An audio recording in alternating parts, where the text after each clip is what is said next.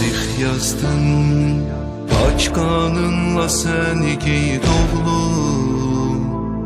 Ey candan keçən murid oğlum, siması mələk şəhid oğlum.